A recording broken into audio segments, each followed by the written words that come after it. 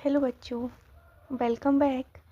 तो चलिए आज अपन अपने डिसीजन मेकिंग में जो असिस्ट करते हैं फाइनेंशियल स्टेटमेंट, उसके 4 और एग्जाम्पल के बारे में बात करते हैं।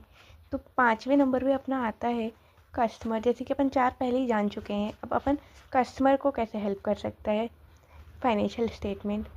तो देखिए, अगर अपन कहीं से कोई सामान ख़रीद रहे हैं तो अपन को ये जानना ज़रूरी है ना कि वो शॉप में अगर सामान अच्छा मिल रहा है तो वो शॉप कब तक ऑपरेट करेगी, वो फ्यूचर में भी ऑपरेट करेगी कि नहीं करेगी। नहीं तो आप लोग एक जगह अगर आपका विश्वास हो गया कि यहाँ पे अच्छा प्रोवाइड करवा रहे हैं तो फिर बार बार आप लोग चेंज नहीं करोगे ना। तो इसलिए इम्पोर्टेंट होता है। फिर गवर्नमेंट के लिए, तो गवर्नमेंट क्या क्या एनालाइज करती है कि अपन ने रिसोर्स को कैसे एलोकेट किया है, क्योंकि रिसोर्स स्कैर है। तो गवर्नमेंट को ये चाहिए इन्वायरमेंटल रिसोर्स यूज़ कर रहे हैं तो उसका अच्छे से यूज़ करें, और आपने रेगुलेशंस को कंप्लाई किया है कि नहीं किया है।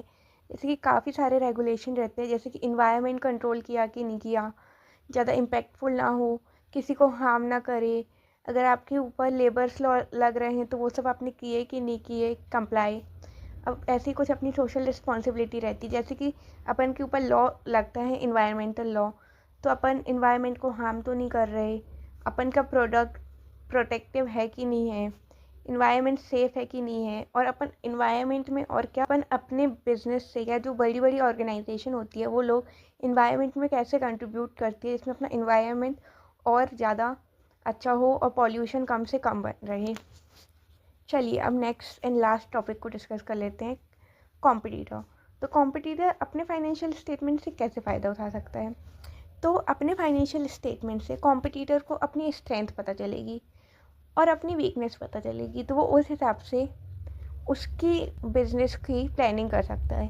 ऐसे ही अपन भी अगर अपने कॉम्पिटिटर की बैलेंस शीट देखेंगे तो अपन को ये पता चलेगा कि कॉम्पिटिटर के कौन सी स्ट्रेंथ है, कैसी वीकनेस है, उसने कौन से प्रोडक्ट परचेज़ किए हैं जिससे उसका सेल्स इतनी हुई है, उसने कौन से रॉ मटेरियल यूज़ किए हैं।